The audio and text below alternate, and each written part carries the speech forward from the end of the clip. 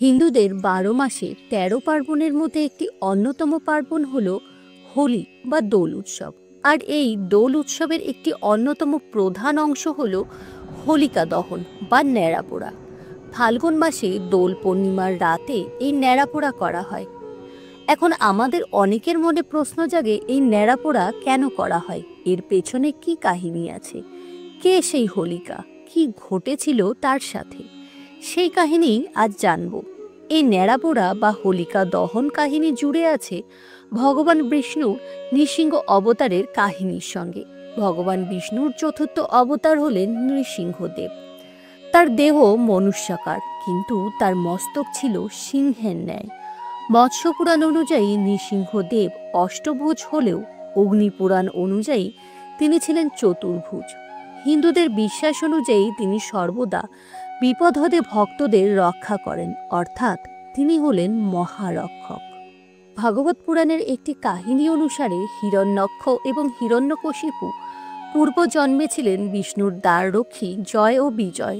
ব্রহ্মার ৪ মানসপুত্রের অভিশাপের ফলে তারা পৃথিবীতে জন্মগ্রহণ করেছিলেন। তারা ছিলেন ২ ভ্রাতা। নৃসিংহের পূর্ববর্তী অবতার বরাহ হিরণ্যক্ষকে বধ করেন।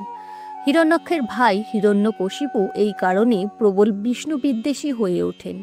তিনি জানতেন সৃষ্টিকর্তা ব্রহ্মা সকল প্রকার বর বা ক্ষমতা প্রদানে সমর্থ। তাই তিনি বহু বছর ব্রহ্মার কঠোর তপস্যা করেন। ব্রহ্মাও হিরণ্যকশিপুর তপস্যায় সন্তুষ্ট হয়ে তার সম্মুখে উপস্থিত হয়ে তাকে বর দিতে চান। হিরণ্যকশিপু বলেন, হে প্রভু, আপনি আমাকে বর দিন যে আপনার সৃষ্ট কোনো জীবের হস্তে আমার মৃত্যু ঘটবে না। আমার বাসস্থানের অন্দরে বা বাহিরে আমার মৃত্যু ঘটবে না। দিবসে বা রাত্রে, ভূমিতে বা আকাশে আমার মৃত্যু হবে না। কোনো অস্ত্র বা শস্ত্রাঘাতে, মনুষ্য বা পশুর হাতে আমার মৃত্যু হবে না। আমাকে এমন বর দিন যে বরে কোনো জীবিত বা মৃত সত্তার হাতে আমার মৃত্যু হবে না। কোনো উপদেবতা, দৈত্য বা পাতালের মহানাগ আমাকে হত্যা করতে পারবে না।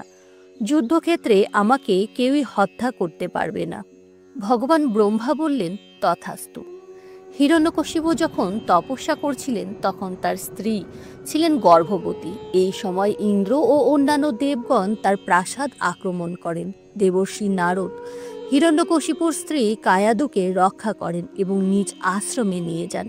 নারদ তার কাছে ভগবান বিষ্ণুর মহিমা প্রচার করতে লাগলেন। তার গর্ভের ভ্রূণ ভগবান বিষ্ণুর সমস্ত মহিমা শুনে বড় হতে থাকে। এরপর কায়াদু প্রহ্লাদ নামে একটি পুত্র সন্তানের জন্ম দেন। নারদের প্রভাবে প্রহ্লাদও হয়ে ওঠেন পরম বিষ্ণু ভক্ত। তপস্যার পর হিরণ্য নারদের কাছ থেকে তার স্ত্রী ও সন্তানের দায়িত্ব গ্রহণ করে তার প্রাসাদে ফিরে আসেন। এরপর হিরণ্যকশিপু স্বর্গ, মর্ত্য, পাতালে ত্রাসের সৃষ্টি করেন এবং নিজ আধিপত্য বিস্তার করেন। তিনি নির্দেশ দেন যে কোথাও কখনো ভগবান বিষ্ণুর কোনো স্তোত্র গাওয়া যাবে না, এমনকি নারায়ণের নাম পর্যন্ত কখনো উচ্চারণ করা যাবে না। বিষ্ণুর উপাসনাকারী অনেক সাধু ও ঋষিদের তিনি মৃত্যুদণ্ড দেন। এদিকে প্রহ্লাদ যত বড় হতে লাগলো, তার বিষ্ণু ভক্তি বৃদ্ধি পেতে লাগলো। তার গুরু প্রহ্লাদকে তার পিতা হিরণ্যকশিপুকে পরমেশ্বর হিসাবে পূজা করার নির্দেশ দেন। প্রহ্লাদ স্পষ্টভাবে অস্বীকার করে বলেন, ভগবান নারায়ণই প্রকৃতপক্ষে বিশ্বব্রহ্মাণ্ডের একমাত্র প্রভু। হিরণ্যকশিপু পুত্রের বিষ্ণুর প্রতি ভক্তি দেখে ক্রুদ্ধ হয়ে পড়েন এবং তাকে হত্যা করার সিদ্ধান্ত নেন। তিনি তাকে হাতির পায়ের তলায় পদদলিত করার নির্দেশ দেন, কিন্তু তা ব্যর্থ হয়। এরপর তাকে একটি খাদের মধ্যে ফেলে দেওয়া হয়, কিন্তু ভগবান বিষ্ণুর আশীর্বাদে সে মৃদুভাবে পৃথিবীতে নেমে আসে। এরপর নানাভাবে তাকে হত্যা করার চেষ্টা করা হয়। তাদের সমস্ত প্রচেষ্টা ব্যর্থ করে ভগবান বিষ্ণু তার ভক্তকে রক্ষা করেন। শেষ আশা হিসেবে রাজা তার রাক্ষসী বোন হোলিকাকে সাহায্যের জন্য ডাকলেন।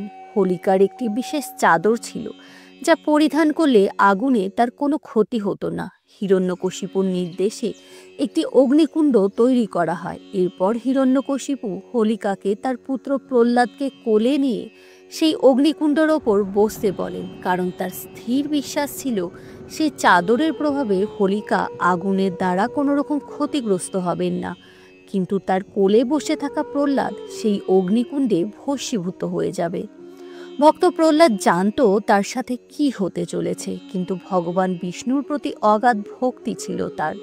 তাই মৃত্যু ভয়ে ভীত না হয়ে প্রহ্লাদ ভগবান বিষ্ণুর মন্ত্র জপ করতে করতে ওই অগ্নিকুণ্ডের ওপর বসে পড়ে। আগুন যতই বাড়তে লাগলো ততই প্রবল বাতাসে হোলিকার সেই চাদরটি দুলতে শুরু করলো। অবশেষে চাদরটি হোলিকার শরীর থেকে উড়ে এসে পড়ে প্রহ্লাদকে ঢেকে ফেলে। তখনই হোলিকা সেই আগুনে পুড়ে মারা যায় এবং প্রহ্লাদ অক্ষত থাকেন। হোলিকা দহনের সেই রাতটিকেই স্মরণ করে ন্যাড়া পোড়া করা হয় বা বুড়ির ঘর জ্বালানো হয়।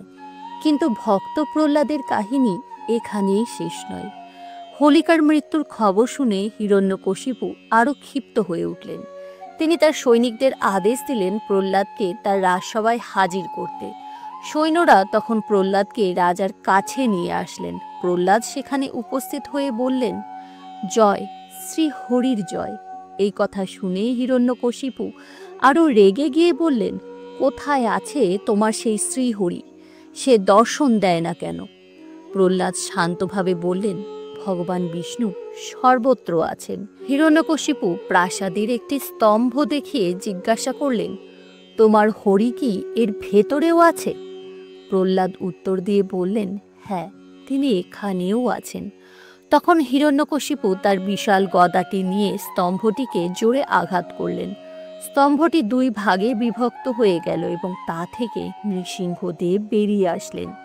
তার মুখ ছিল সিংহের ন্যায় এবং দেহ মানুষের মতো। তার মুখে ছিল বড় বড় দাঁত এবং থাবায় তীক্ষ্ণ ধারালো নখ। প্রভুর এই হিংস্র চেহারা দেখে হিরণ্যকশিপু চমকে গেলেন।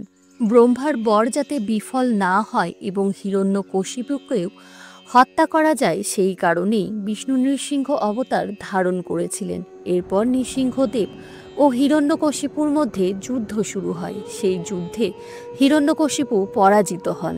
তখন সময় ছিল সন্ধ্যাকাল। অবশেষে নৃসিংহদেব তাকে তুলে নিয়ে চলে যান প্রাসাদের দ্বারে বা চৌকাঠে।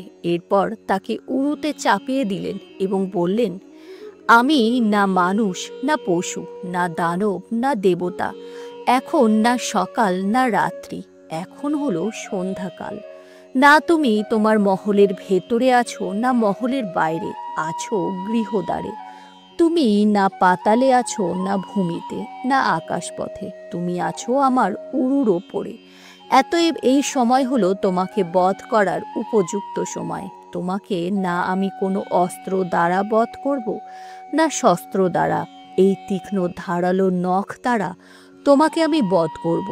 এরপর নৃসিংহদেব তার ভয়ঙ্কর নখ দিয়ে তার পেট ছিঁড়ে ফেলে তাকে বধ করলেন। কিন্তু হিরণ্যকশিপুকে বধ করার পর নৃসিংহদেবের ক্রোধ ক্রমশ বেড়ে চলে। সকল দেবতাই তার ক্রোধ নিবারণে ব্যর্থ হন। তখন সকল দেবগণ তার পত্নী লক্ষ্মীকে ডাকেন, কিন্তু লক্ষ্মীও স্বামীর ক্রোধ নিবারণে অক্ষম হন।